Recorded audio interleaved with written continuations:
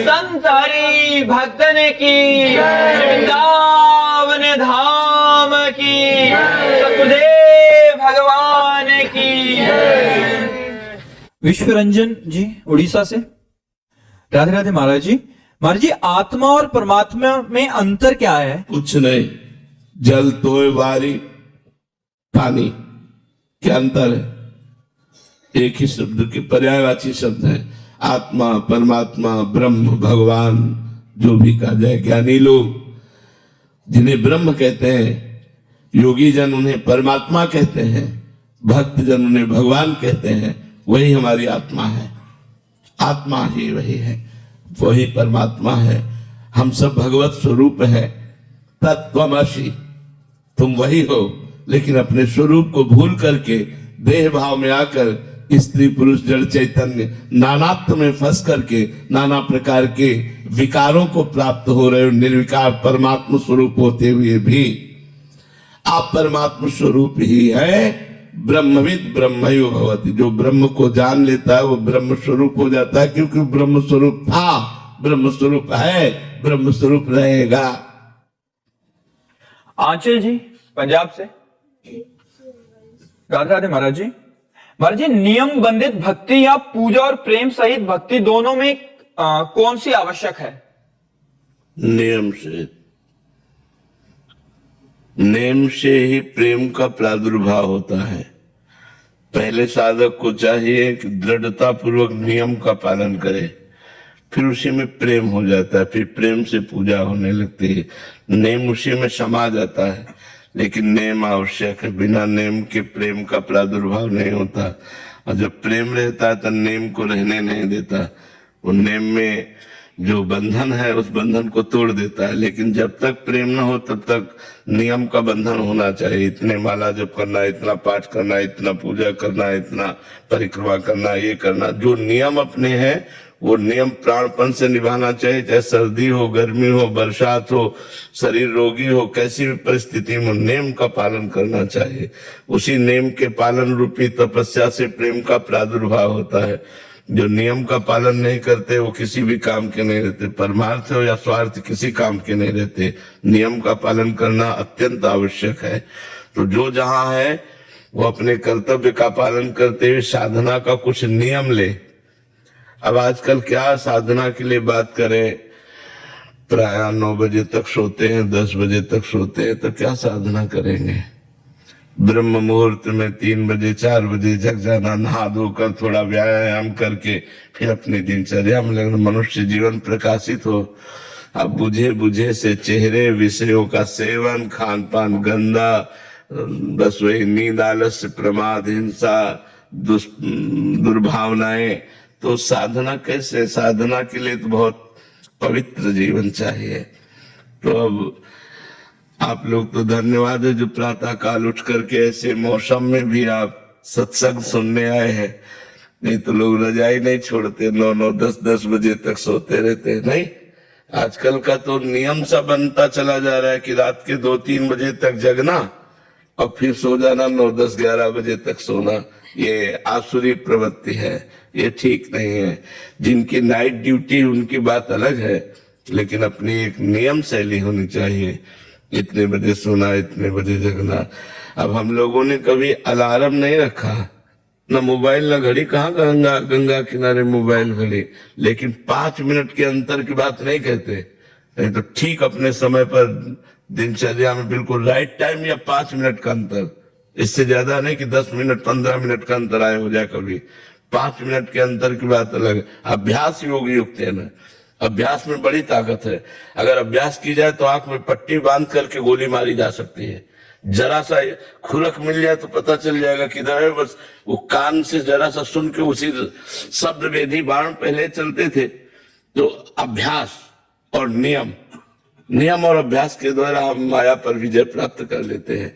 नियम ही नहीं, अभ्यास ही नहीं है भजन का, तो फिर वो ऐसे प्रपंच में समय ज्यादा व्यतीत होता है, भगवान की साधना में नहीं।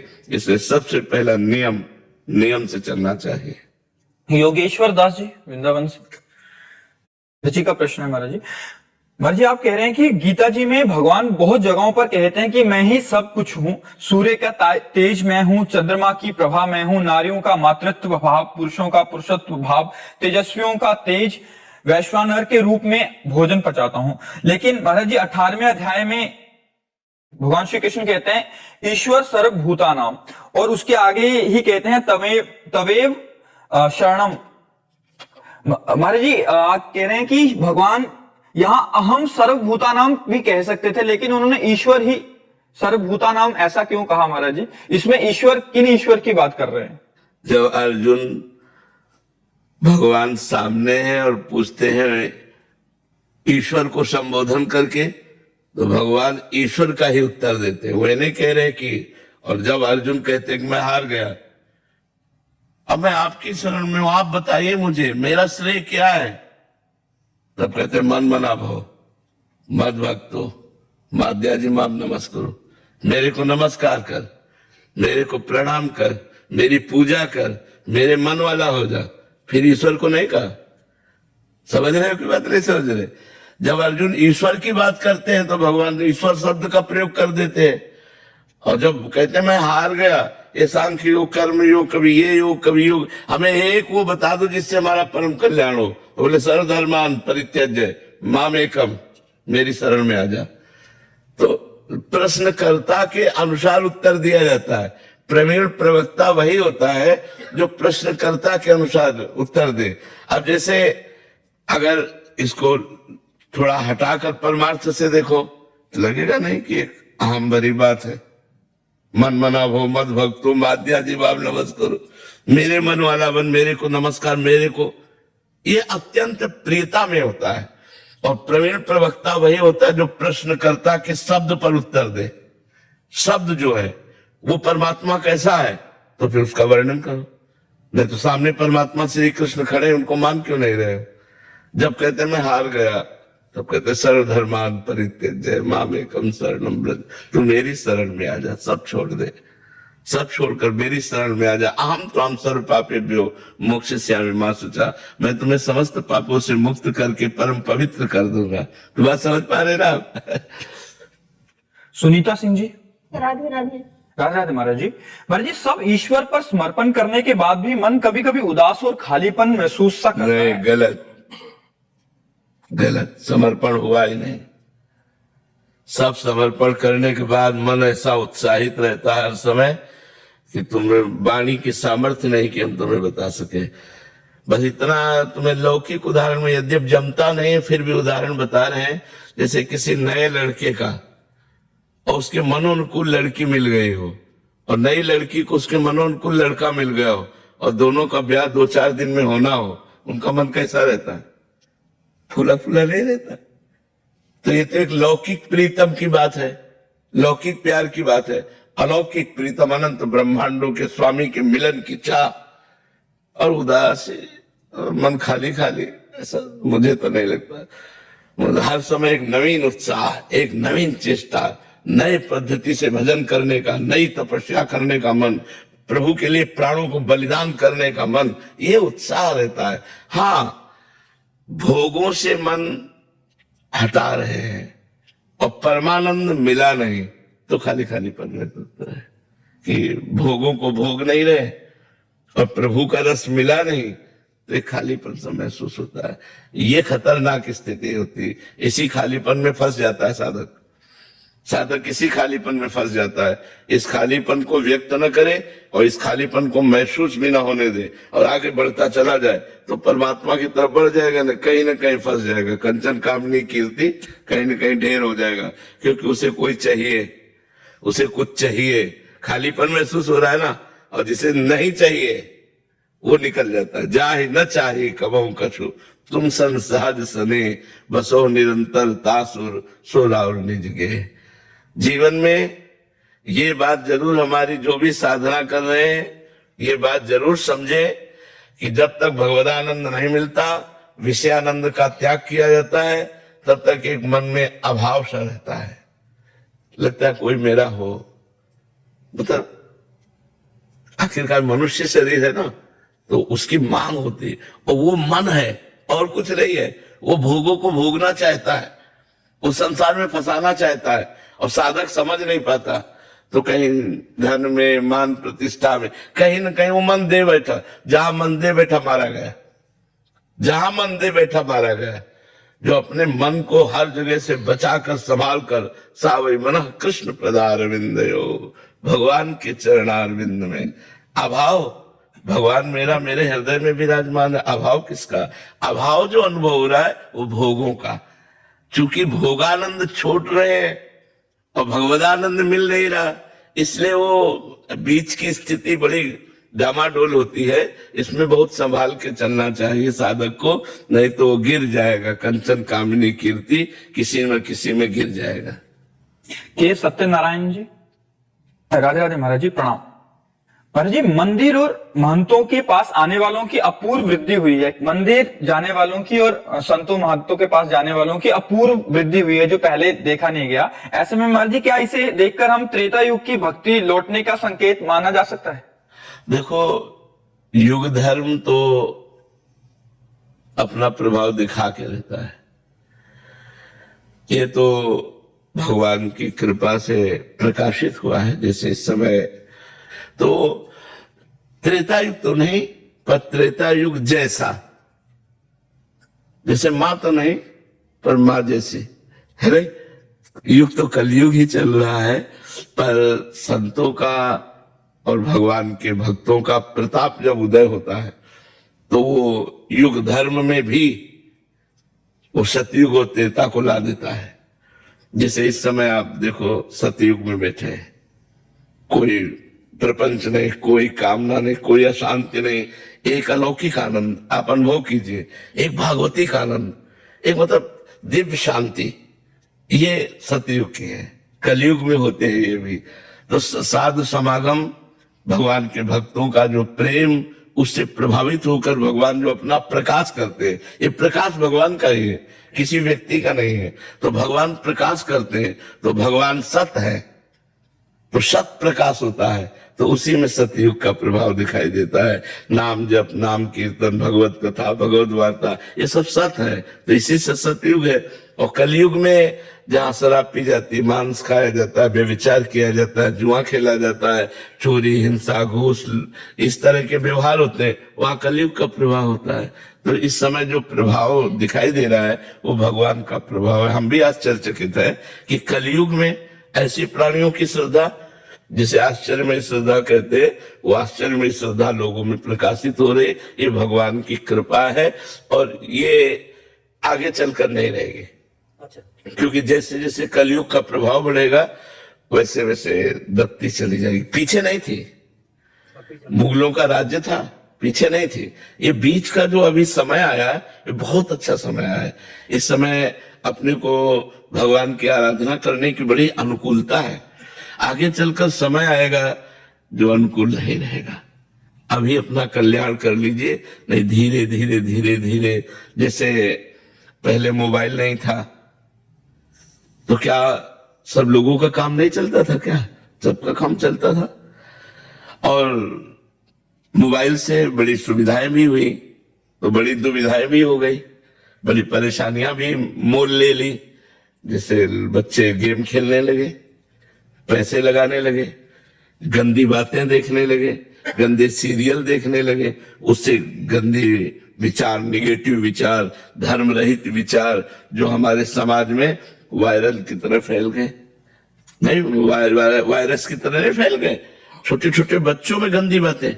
एक 12 वर्ष का बच्चा यहाँ बैठ करके बोल रहा था, मुझे बचा लीजिए। आपको क्या हो गया? बोले मैं गंदी बात का शिकार हो चुका हूँ। आप कितने साल के हैं? बोले 12 वर्ष के। तो अब 12 वर्ष का बच्चा गंदी बात का शिकार हो गया, तो इसका मतलब है गंदा संग।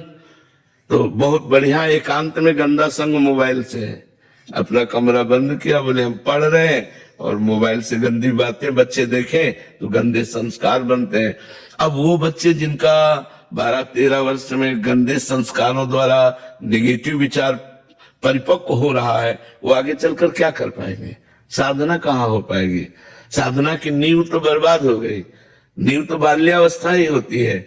किसी भी उन्नति के लिए बाल्यावस्था को बहुत सुरक्षित रखने की आवश्यकता है। परिपक्व अवस्था जब तक 25 वर्ष की ना हो जाए तब तक बहुत सावधानी से रहना चाहिए। ये नींव है जिंदगी के महल की, ये नींव है बाल्यावस्था। अब बाल्यावस्था में व्यसन, बच्चे नशा करने लगते हैं, ये सब कलयुग का प्रभाव है। नहीं तो त्रिकाल संध्या करना, गुरुकुलों में वास करना, बड़ा पवित्र जीवन बाल्यावस्था का होता था पहले। अब तो मतलब तो अभी भजन कर लो, आगे समय आएगा जो भजन में सहयोग नहीं होगा। देखो वातावरण का बड़ा प्रभाव पड़ता है। हम जैसे वातावरण में रहते हैं वैसी हमारी सोच बन जाती है। तो अगर हमें अच्छा वातावरण मिले तो हमारी अच्छी सोच हो जाएगी, गंदा वातावरण मिले तो गंदी सोच हो जाएगी।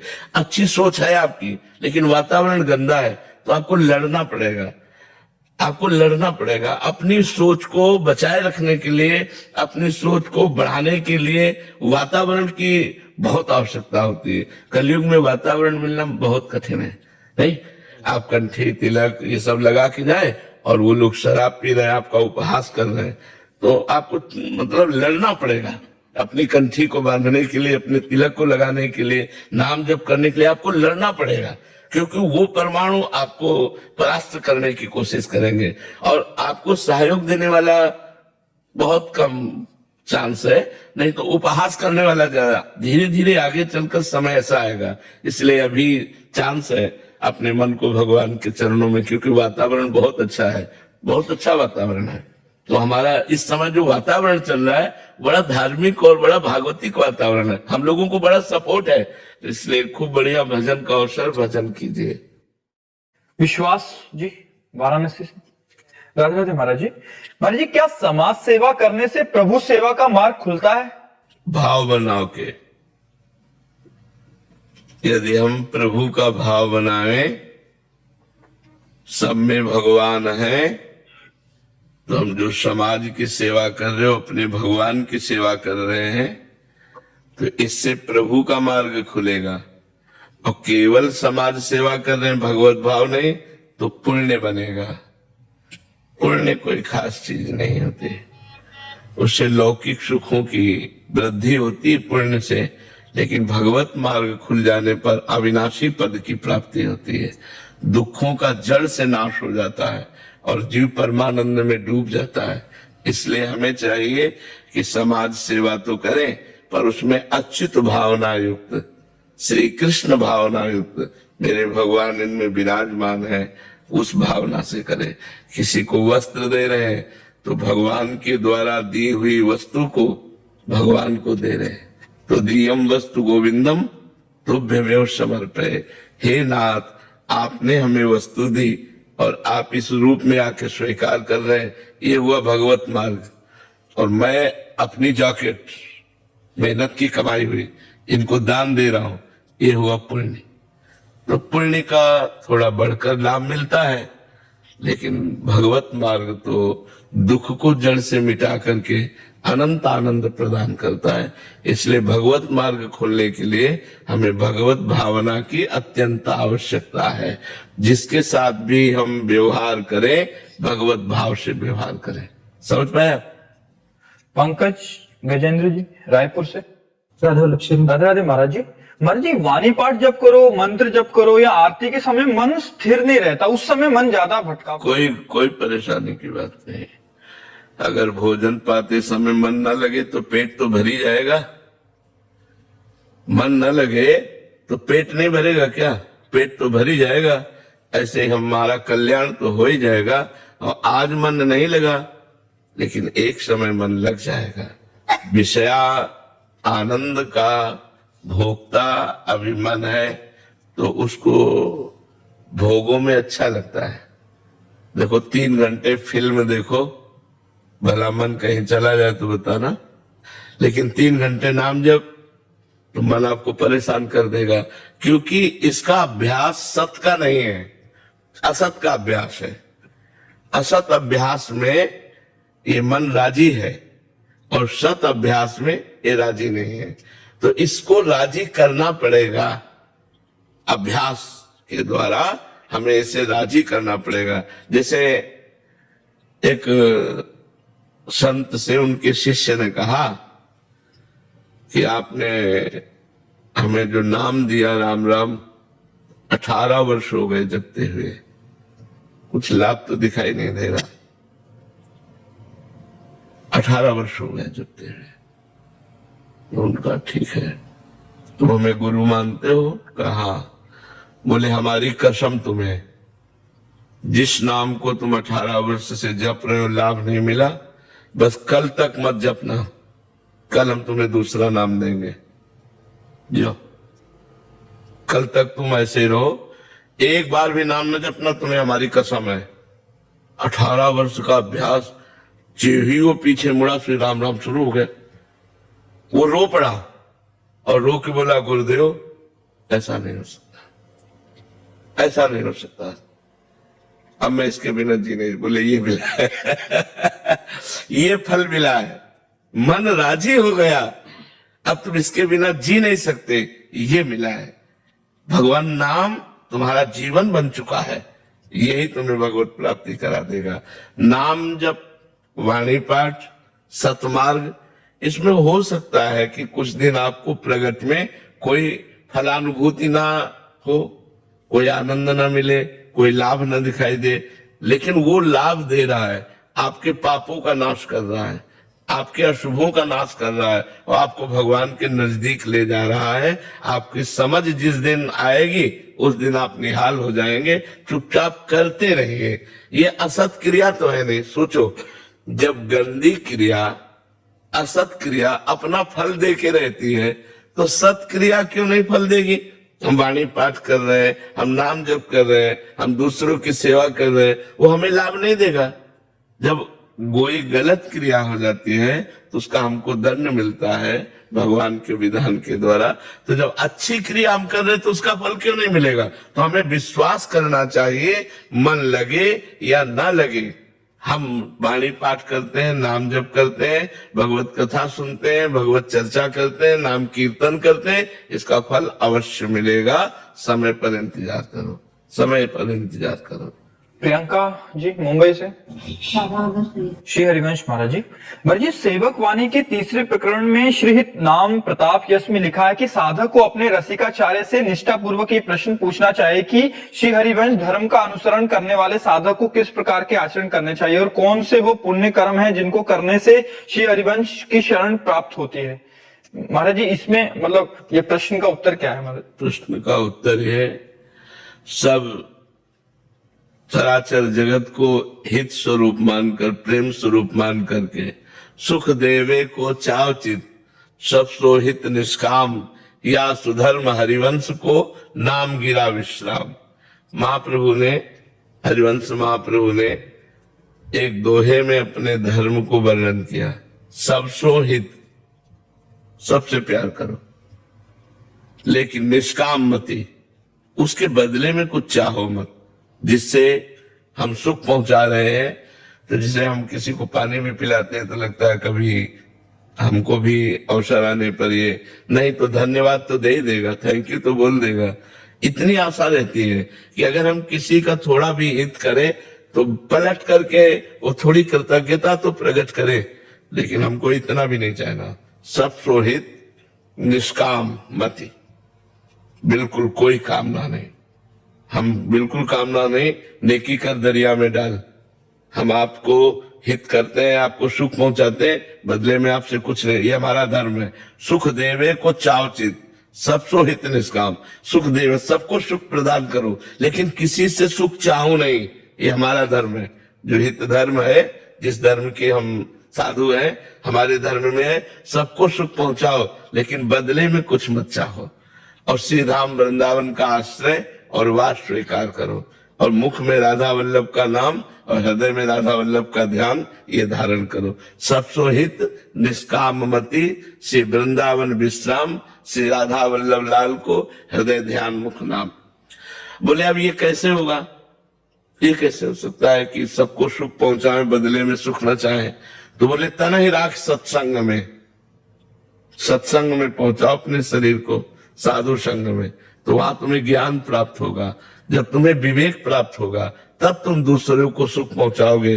कि आपको सुख पहुंचाया मानो अपने राधा वल्लभ लाल को सुख पहुंचाया, आपको सुख पहुंचाया मतलब राधा वल्लभ लाल। तो अपने प्यारे को सुख पहुंचाने से बदले में कुछ थोड़ी चाह जाता है, वो सुखी है ये देखकर हमको सुख होता है। अपने प्यारे को सुख पहुंचाया जाता, जैसे माँ अपने बच्चे को अच्छे अच्छे पदार्थ खवा रही है, तो उससे पूछो तुम क्यों खवा रहे हो, मेरा बेटा है, तुम्हें क्या सुख मिल रहा है, ये खा रहा है पी रहा है ये देख के सुख मिल रहा है, और थोड़ा दूध और पियो ना, वो और छोटे बच्चे दूध और पी, जबरदस्ती हो थोड़ा दूध, क्योंकि उसको तसल्ली होती है, अच्छे से दूध पी लिया। तो आइए जैसे माँ अपने बेटे को सुख पहुंचाती है बदले में कुछ चाहती नहीं, ऐसे हम पूरे जगत को सुख पहुंचाएं। उदार चरिता नाम वसुधैव कुटुंबकम, मेरा पूरा विश्व परिवार है, सबको सुख पहुंचाएं बदले में कुछ ना चाहें। और मुख में राधा वल्लभ का नाम, हृदय में राधा वल्लभ का ध्यान कैसे होगा, तो बोले तन ही राख सत्संग में। जब तुम सत्संग में बैठोगे, साधु समागम करोगे, तो मन ही प्रेम रस भेलो, तब मन प्रेम में जाएगा। और ये क्रिया प्रेम से होती है। सुख चाहत हरिवंश हित कृष्ण कल्प तरुषेव, यदि तुम सुख चाहते हो, परम सुख चाहते हो, तो कृष्ण रूपी कल्प तरु का सेवन करो। प्रणत कामदम पद्मजार्चितम धरण मंडनम ध्येयमापदी।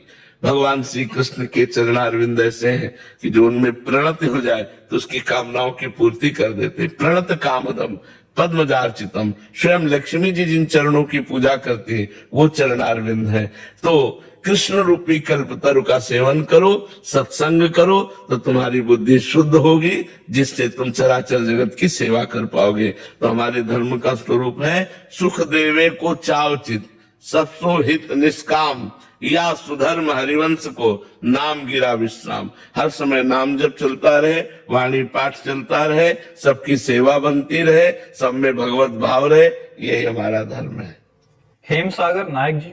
श्री हरिवंश महाराज जी, महाराज जी हम ऐसा क्या करें कि हमें परमात्मा की याद में, नाम जप में इतना रस आने लगे कि दुनिया की इंद्रियों की सारी रसें फीकी पड़ने लगे?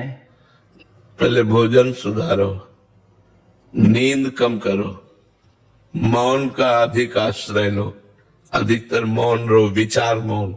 एक होता है जड़ मौन, बिल्कुल नहीं बोलना, गृहस्थी में जड़ मौन नहीं चल पाएगा, विचार मौन।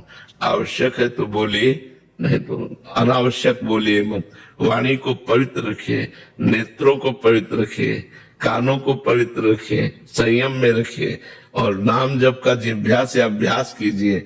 अभ्यास करते करते जब आपका पवित्र भोजन, पवित्र विचार, तो फिर नाम पकड़ लेता है और बार बार हृदय में वो चलने लगता है। और जब नाम चलने लगता है तो एक आनंद की अनुभूति होती है, एक नशा चलता है। जब वो आनंद मिलता है तो ये सब फीके हो जाते हैं। जब तक वो नहीं मिलेगा तब तक बहुत दुर्दशा है। वो भोग नहीं रहे जो भोगना है, और जो मिलना चाहिए वो मिला नहीं, तो बीच के साधक की बड़ी गड़बड़ी है। बीच वाला बड़ा गड़बड़ स्थिति का साधक होता है। एक मान लो विषयों में पड़ा है तो पड़ा ही है बेचारा, अब वो ना तो विषय भोग रहा है और ना भगवदानंद मिल रहा है, तो मन उसका बहुत दुखी रहता है कि विषय आकर्षण उसको बरबस खींच रहा है, पर वो भगवान से मिलना चाहता है, इसलिए वो भोग नहीं रहा, और भगवान मिले नहीं, भगवदानंद मिला नहीं, तो बड़ी उसके इसी बात से फिर रोना आता है। जब हम विषय सेवन नहीं करते और भगवान मिले नहीं, तब रोना आता है, प्रभु अब तो कृपा करो, हे दीन बंधु अब तो दया। वही विरह बन जाता है और विरह ही भगवान से मिला देता है। तो हमें पहले चाहिए भोजन पवित्र होना चाहिए, संग पवित्र होना चाहिए, हमारा चिंतन पवित्र होना चाहिए, हर इंद्रिय पवित्र होनी चाहिए, तब भगवान के भजन में रति होती है। तो खूब पवित्रता का निर्वाह करो और नाम जप करो, तो नाम जप से धीरे धीरे जब भगवदानंद मिलेगा तब विषयानंद फीका पड़ जाएगा। जब तक भगवदानंद नहीं मिलेगा तब तक विषयानंद की तरफ मन आकर्षित होता ही रहेगा। जी। अजय प्रताप जी मध्य प्रदेश से। राधे राधे महाराज जी। महाराज जी, अहंकार अगर शून्य हो जाएगा तो संसार में हम व्यवहार कैसे कर पाएंगे महाराज जी? तुम्हारे द्वारा थोड़ी कुछ किया जा रहा है। गुणान गुणवर्तन्ते मनुष्या पार्थ सर्वशः।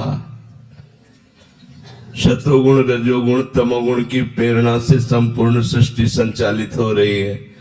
ऐसे ही आपके शरीर के भी कार्य सतोगुण रजोगुण तमोगुण के द्वारा प्रेरित हो रहे हैं। व्यर्थ में अहंकार करने के कारण ही तो आपकी दुर्गति हो गई है। आप अपने स्वरूप का विस्मरण करके ये जो कर्ता और भोक्ता भाव धारण किए हुए हैं, यही तो मूढ़ता है। अहंकार विमूढ़ आत्मा करता हमिति मन्यते, मैंने ऐसा किया, मैं ऐसा करूंगा, मैं ऐसा कर सकता हूं। ये अहंकार विमूढ़ आत्मा, ये मूढ़ता है, ये ज्ञान नहीं है। जिस समय ज्ञान हो जाएगा तो आप देखोगे जैसे कठपुतली नचाने वाला कठपुतली को जैसे नचाता है और नाचती कठपुतली का, उसमें कोई भी किसी भी तरह का स्वयं का अहंकार नहीं है। ऐसे उमादार जोशित की नाई सबह नचावत राम गुसाई। अहंकार रहित होकर के बहुत अच्छी तरह कार्य होता है। अहंकार से युक्त होकर पापाचरण भी होते हैं और पुण्याचरण भी होते हैं, लेकिन अहंकार रहित महापुरुष के द्वारा केवल जगत मंगल होता है। हर व्यवहार बहुत अच्छी तरह होता है। परम ज्ञानी जनक जी के द्वारा पूरा राज्य संचालन होता है और ब्रह्म बोध संपन्न महापुरुषों के गुरु हैं वो। श्री सुखदेव जी जैसे महामुनि के भी गुरु हैं वो। इतना आत्मबोध में तन्मय है कि उन्हें विदेह राज कहा गया।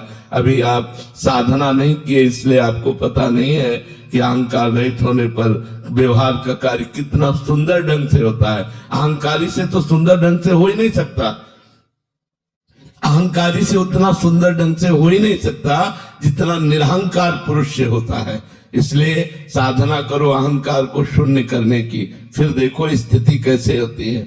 आप शरीर नहीं है, आप अंतःकरण नहीं है, आप स्वभाव नहीं है, स्थूल सूक्ष्म कारण तीनों से परे आप आत्म स्वरूप है, जो न करता है न भोगता है, निर्विकार सच्चिदानंद स्वरूप। अभी ज्ञान नहीं है ना, इसलिए से आपने बात कह दी। विशाल गगनेजा जी, श्री हरिवंश महाराज जी, शरणागत व्यक्ति का परम लक्ष्य और परम प्राप्ति क्या है, और जो त्रुटियां उससे दैनिक दिनचर्या में होती हैं उसका क्या फल होगा? सबसे पहला लक्ष्य शरणागत का तदर्पिता अखिलाचारिता तद्विस्मरण परम व्याकुलते थी। अपने आराध्य देव को समस्त अपने पवित्र आचरण अर्पित करे, कोई भी धर्म विरुद्ध आचरण न करे, प्रतिकूलस्य विसर्जनम, शास्त्र और संतों के प्रतिकूल आचरणों का त्याग करे, शास्त्र सम्मत कार्यों को भगवद अर्पित करे, तदर्पिता अखिलाचारिता, समस्त आचरण समस्त कर्म भगवान को समर्पित करे, और तद विस्मरण परम व्याकुलते थी। एक क्षण का भी विस्मरण हो जाने पर वो परम व्याकुल हो जाए। जैसे मछली को जल से अलग करते हैं तो प्राण त्यागने के लिए विकल हो जाती है, ऐसे भगवत विस्मरण होने पर हमें व्याकुलता पैदा हो जाए। सबसे पहला लक्षण शरणागति का भगवत स्मरण में तन्मयता, समस्त कर्मों का समर्पण। दूसरा, जो कर्म हमसे हो रहे हैं वो हमारे प्रभु हमारे हृदय में बैठ करके पवित्र कर्म करा रहे हैं, और जो दूषित भावनाएं हैं वो हमारे पूर्व जन्मों के संस्कारों से प्रेरित ये वासनाएं भजन के प्रभाव से नष्ट हो जाएंगे। इनकी कोई सत्ता नहीं है। ना सतो विद्यते भाव, ना भाव विद्यते सत्ता। इसलिए हम सदैव भगवद आश्रित हैं। भगवान के द्वारा ही हमारे जीवन का पोषण है। एक भरोसो एक बल, एक आस विश्वास, एक राम घनश्याम हित, चातक तुलसीदास। दृढ़ विश्वास, दृढ़ भरोसा, पूर्ण समर्पण, इसी से आत्म तत्व का अनुभव भी हो जाता है और भगवत प्रेम भी हो जाता है। रोविंद सिंह जी, राधे राधे महाराज जी। महाराज जी, भक्ति में अहंकार आने लगे तो उसे कैसे बचे महाराज जी? भक्ति का अहंकार क्या होता है हमें बताइए आपकी। हमें ये अहंकार होता है, हमें तो लगता है भक्ति में ये अहंकार बढ़ना चाहिए। अस अभिमान जाय जन घोरे, मैं सेवक रघुपति पति मोरे। मेरे प्रिया प्रीतम, मैं उनका दास। इस ठसक में भर जाना चाहिए, इस अहम में, इस गर्व में भर जाना चाहिए। गोस्वामी तुलसीदास जी कहते हैं, सियाराम मेरे स्वामी, मैं उनका दास। ऐसा अभिमान भूल करके भी ना जाए। तो अगर ये अभिमान आता है कि लोग दूसरे नीच हैं तो गलत है, क्योंकि भक्ति दूसरे में भगवान को देखती है और अपने को सबसे नीचा। तृणादपि सुनीचेन तरोरिव सहिष्णुना अमानिना मान देन कीर्तनिया सदा हरि। अपने को तृण से भी नीच देखना ये भक्त का स्वभाव होता है। दूसरे को भगवान के समान आदर करना ये भक्त का स्वभाव होता है। जो दूसरों में दोष देखता है, अपने में गुण देखता है, वो अभिमानी पुरुष भक्त नहीं होता है। अगर ऐसा अभिमान है तो गुरुदेव के चरणों का आश्रय लेकर के नाम जप, नाम कीर्तन, शास्त्र स्वाध्याय, सत्संग, इनके द्वारा हम अपने अभिमान का दमन करें। नमन भक्ति के द्वारा दमन करें। जहां हमारी दृष्टि जाए, जड़ चेतन जग जीव जत सकल राम मैं जानी, बंदो सबके पद कमल सदा जोरी जुग पान। इन सबको हम भगवत भाव से नमस्कार करें, शास्त्र स्वाध्याय करें, सत्संग करें, नाम कीर्तन करें, नाम जप करें, तो हमारा मलिन देहाभिमान नष्ट हो जाएगा। महाराज जी, भक्ति में भी भूमिकाएं होती हैं भक्त की, प्रारंभिक भक्त, फिर उच्चतम। ये नवधा भक्ति भूमिका ही तो है। श्रवणम कीर्तनम स्मरणम विष्णुपाद सेवनम अर्चनम वंदनम दास्यम सख्य आत्मनिवेदनम। आत्मसमर्पण हो गया, फिर बकाया क्या रह गया? संपूर्ण बात बन गई जब भगवत आत्मसमर्पण हो गया। अब प्रेम की स्थिति उसके अंदर, दशधा भक्ति, प्रेम लक्षणा भक्ति उसके अंदर जागृत हुई। अब उस प्रेम की दशा के भाव है शांत भाव, दास्य भाव, सख्य भाव, वात्सल्य भाव, गोपी भाव, सहचरी भाव। अब वो किन आचार्यों के द्वारा किन भावों का पोषण करते हुए आगे बढ़ता है, वो अलग बात है। हेरम जी, राधे राधे महाराज जी। महाराज जी, ईश्वर तो सब जानते हैं, क्या वो हमारे उन आंतरिक प्रयासों को भी देखते हैं जो कर्म रूप से तो परिणित नहीं होते परंतु हमारे भाव रूप में आते हैं? महाराज जी, उनका कलयुग का एक प्रभाव है, प्रताप है कि अगर मानसिक हमारे द्वारा गलत भाव हो रहे हैं तो उनका दंड नहीं मिलेगा, लेकिन मानसिक अच्छे भाव हो रहे हैं तो उसका आपको पुरस्कार मिलेगा। कलिकर एक पुनीत प्रतापा, मानस पुण्य होई नहीं पापा। यदि मानसिक गलत चिंतन चल रहा है तो आपको उसका दंड नहीं मिलेगा, लेकिन मानसिक अच्छा चिंतन चल रहा है तो आपको उसका फल मिलेगा। कलयुग का एक प्रताप है। अन्य युगों में तो मानसिक कलुषता का भी दंड मिलता था, मानसिक पाप का भी फल मिलता था, लेकिन कलयुग में नहीं है। भगवान आपके सब भावों को देख रहे हैं। एक एक सेकेंड का हिसाब होगा, अच्छा या बुरा जो भी सोच रहे हैं, कर रहे हैं, वो सब आपको आगे भोगना पड़ेगा। जो अच्छा कर रहे हैं तो अच्छा, बुरा कर रहे हैं तो बुरा। एक एक सेकेंड की सोच को भगवान देख रहे हैं। हमारे प्रभु आपके हृदय में ही बैठे देख रहे हैं, कहीं दूर नहीं है। ज्योति जी दिल्ली से, राधे राधे महाराज जी। महाराज जी, हमें पता है कि भगवान की हम पर असीम कृपा है, उन्होंने जो जरूरी था वो सब हमें दिया और वे हमसे बड़ा प्रेम करते हैं। हमें वो क्या जरूरी दिया? रुपया, पैसा, मकान, परिवार, रिश्ते, नाते, क्या ये हमें जरूरी था? और भूल बढ़ा दी कि जरूरी सामान दे दिया, आवश्यकता की पूर्ति हो गई। हम इसे भगवान को धन्यवाद नहीं देते, हम इस बात पर भगवान को धन्यवाद नहीं देते। माँ अपने को अन्य कार्य में मगन करने के लिए बच्चों के सामने खिलौने फेंक दिया करती है। माँ की कृपा तो तब माने जब खिलौनों से हटा करके हमको अपनी गोद में, अपने वक्षस्थल का दूध पिलावे। ये थोड़ी कि और अच्छे अच्छे खिलौने फेंक दिए और आप तो मगन हो गई और मुझे खिलौनों में रमा दिया। क्या खिलौने मेरी आवश्यकता है? आवश्यकता माँ है या खिलौने? माँ। ऐसी आवश्यकता भगवान है या भगवान की माया? माया फेंक दी और उसमें हम राजी हो गए, बड़ी कृपा आपकी। हम नहीं मानते कृपा, हम तो कृपा तब मानते जब माया का पर्दा हटा करके आप मुस्कुराते हुए आइए, मुझे आपकी जरूरत है, माया की जरूरत नहीं है। मेरा मानव जन्म आपकी प्राप्ति के लिए हुआ, माया प्राप्ति के लिए तो और योनियां हैं, लेकिन भगवत प्राप्ति के लिए ही केवल मानव देह है। मनुष्य अगर देह प्राप्त करके और इन सब घर, मकान, रुपया, पैसा, मान, प्रतिष्ठा, इसी को मान करके आप राजी हो गए तो बड़े धोखे में हो गए यार, बड़े धोखे में हो गए। साधन धाम मोक्ष कर द्वारा, ये मोक्ष प्राप्ति के लिए है, भगवत प्राप्ति के लिए है। आपका जीवन व्यतीत होता चला जा रहा है, किसी की 40 वर्ष आयु गई, 50 वर्ष आयु गई, लेकिन आपने अनुभव क्या किया? अभी मृत्यु आने वाली है, आपके शरीर को छोड़ा देगी, घर परिवार रिश्ते नाते सब यहीं रह जाएंगे। आपके पास क्या दुर्लभ मानुष देह से कमाया हुआ है, पाप पुण्य, ये क्या?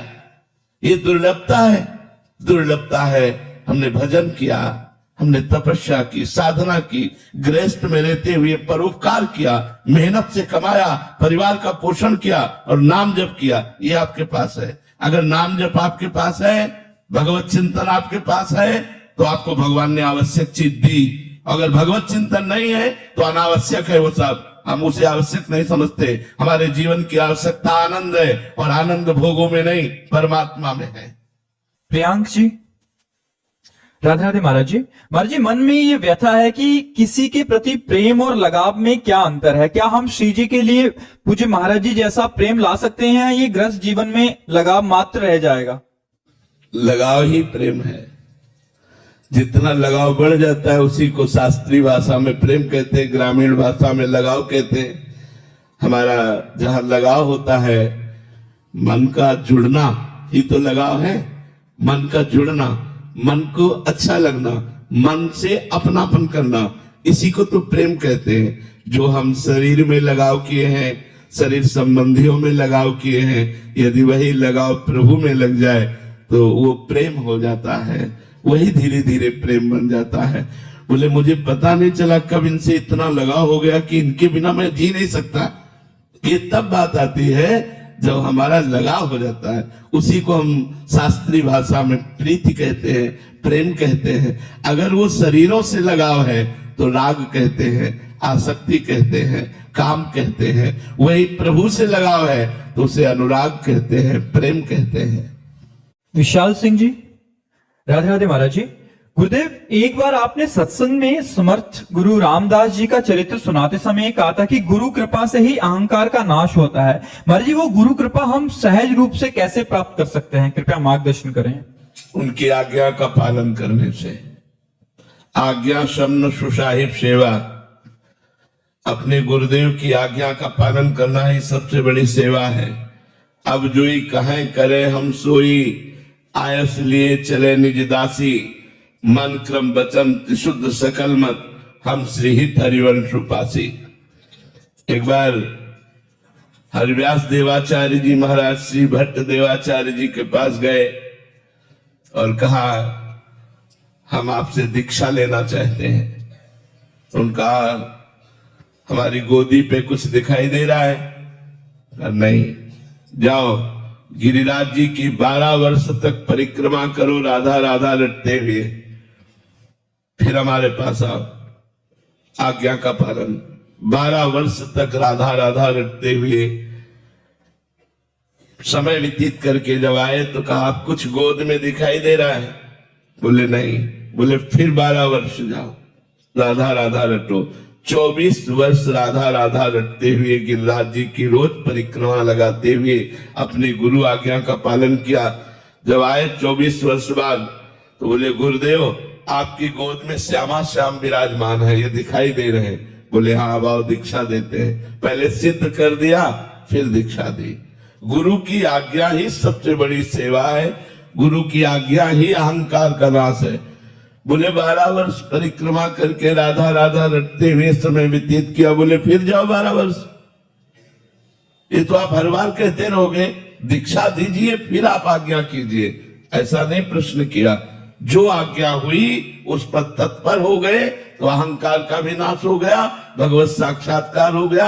और इतने बड़े महापुरुष हुए कि महावाणी नामक रस ग्रंथ की रचना हरिव्यास देवाचार्य जी ने की गुरु प्रताप से। तो जो गुरु की आज्ञा का पालन करता है वही गुरु सेवक है।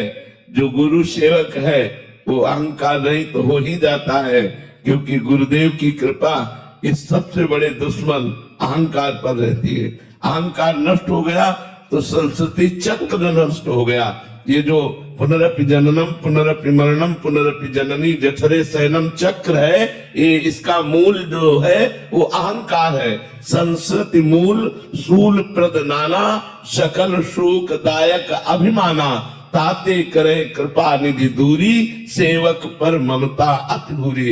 इसलिए कृपा निधि इष्ट और कृपा निधि गुरुदेव पहले उपासक के अहंकार का नाश करते हैं। जब वो निरहंकार हो जाता है तब वो चिदानंद रस का अधिकारी बनता है। महाराज जी, आपने गुरु आज्ञा की बात कही अभी। महाराज जी, एक सवाल था इसमें कि गुरु आज्ञा का मतलब किसी और से परीक्षण कराना चाहिए, समकालीन मतलब उनके समान संत भी हो तो गुरु आज्ञा कर दिया तो दूसरे से जाके पूछते हैं महाराज। ये अपराध है, ये अपराध है, क्योंकि दूसरे संत उसको किस रूप में लेते हैं।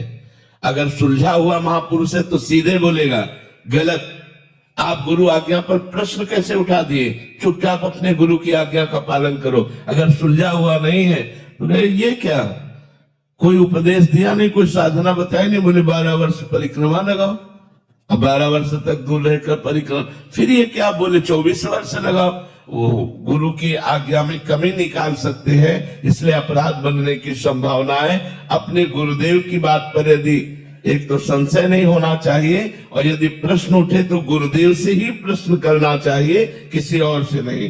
कि गुरुदेव भगवान हमारा मन विश्वास युक्त हो जाए, इसलिए आपसे पूछ रहा हूं, क्या अत्यंत अनिवार्य है 12 वर्ष तक परिक्रमा लगाना? हाँ, गुरुदेव से ही पूछना चाहिए, वो हमारा समाधान करेंगे। प्रणपातेन प्रश्नया, साष्टांग दंडवत करके हाथ जोड़कर नम्रता पूर्वक यदि प्रश्न किया जाए वो दोष नहीं है। लेकिन गुरु के आदेश को किसी दूसरे संत से प्रमाणित करवाना ये बहुत बड़ा अपराध बन जाएगा, क्योंकि वो बात फिर अवज्ञा के रूप में आ जाएगी। गुरु की अवज्ञा करना फिर वो परमार्थ का प्रतीक नहीं है। जो अपने प्राणेश्वर प्राणनाथ गुरुदेव की आज्ञा को किसी और के सामने व्यक्त करके उससे उसमें मोहर लगवाना चाहे, बहुत वो अल्पज्ञ है, और वो अवज्ञा हो जाएगी। गुरु अवज्ञा हो जाएगी तो परमार्थ बनेगा ही नहीं। आओ महाराज स्वामी नारायण।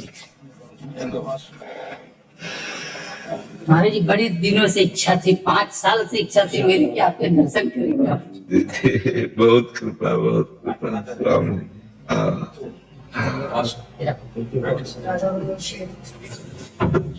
हमारे गुरु भगवान स्वामी महाराज,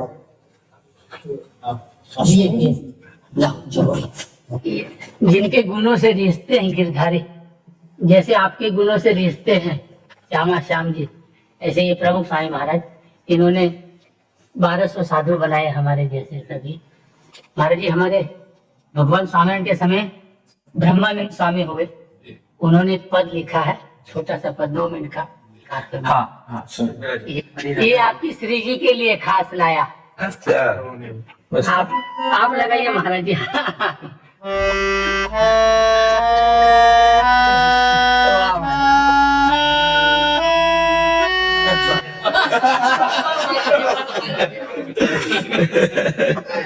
संत और भगवान तो सब कलाओं में कोविद होते हैं महाराज, आप तो एकदम अच्छे बजा दिए।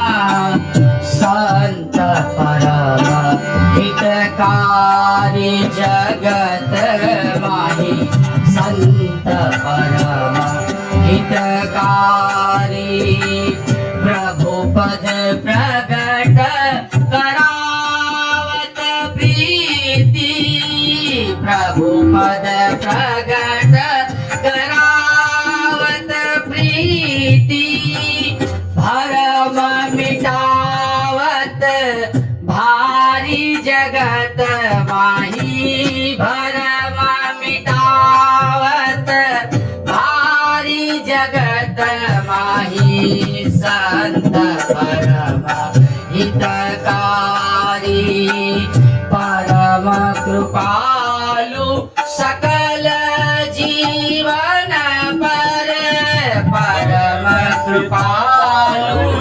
महाराज जी, आप परम कृपालु हैं। इतनी तकलीफ होने के बाद, किडनी की तकलीफ, शारीरिक तकलीफ होने के बाद भी सभी जीवों पर कृपा कर रहे हैं, भगवान के साथ जोड़ रहे हैं।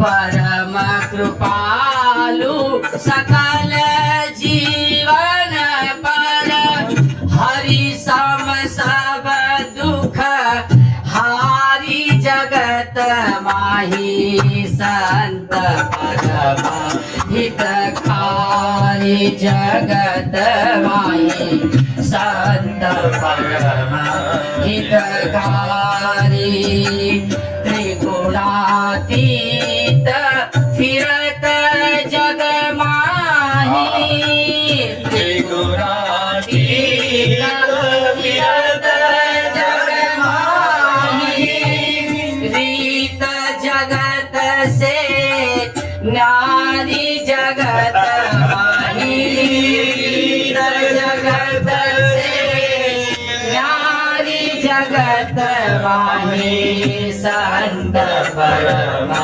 हितकारी जगत माही संत परम हितकारी ब्रह्मानंद कहे संत की सोबत ब्रह्मानंद कहे संत की सोबत ब्रह्मानंद कहे मोहन स्वामी की सोबत मिलत है प्रगट मुरारी जगत माही मिलत है प्रगट मुरारी जगत माही संत परम हितकारी जगत माही संत परम हितकारी जगत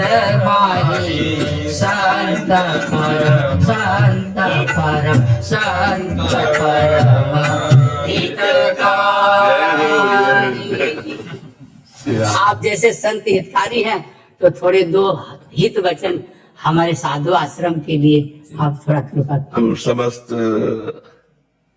संत मंडली को सिरधर करके उनके चरणों में प्रणाम करते हैं और जो संतों से और शास्त्रों के अवगाहन से मिला वो सार बात बता देते हैं। प्रत्येक क्षण हमारे हृदय में बिना अंतराय के अपने इष्ट गुरु प्रदत्त मंत्र नाम इसका चिंतन चलता रहे, ये सब साधन की सफलता है। सब साधना की सफलता यही है कि बिना किसी बाधा के अव्याहत निरंतर अबाध इष्ट गुरु का चिंतन चलता रहे। गुरुदेव द्वारा प्रदत्त मंत्र नाम इष्ट का चिंतन चलता रहे। यदि अखंड स्मरण चलता रहा तो भगवान नारायण आपके संग है, आपके हृदय में है और ये आपको अनुभव में आ जाएगा। यस्य स्मरण मात्रेण जन्म संसार बंधनात् विमुच्यते नमस्तस्मै विष्णुवे प्रभु विष्णुवे। सतत स्मरण ही साधु का एक ही कर्तव्य है कि त्रिभुवन की राज्य लक्ष्मी देने पर भी जो आधे पल के लिए अपने प्रभु का स्मरण न छोड़े वही साधु, वही वैष्णव, वही भगवान का प्रियजन जो अंदर ही अंदर निरंतर चिंतन चलता रहे। अभी स्वामी जी का पद, जो ब्रह्मानंद स्वामी जी का पद, कि त्रिगुणातीत वो भी चलते हैं, न सतोगुण का प्रभाव, न रजोगुण का प्रभाव, न तमोगुण का प्रभाव, न सोने की जंजीर न लोहे की जंजीर। आप बोलते हैं सुबह शुभ दोनों से सुबह शुभ दोनों से परे निरंतर भगवत चिंतन परायण, भगवत चिंतन, सब कुछ सार बात भगवत चिंतन। राधा राधा राधा राधा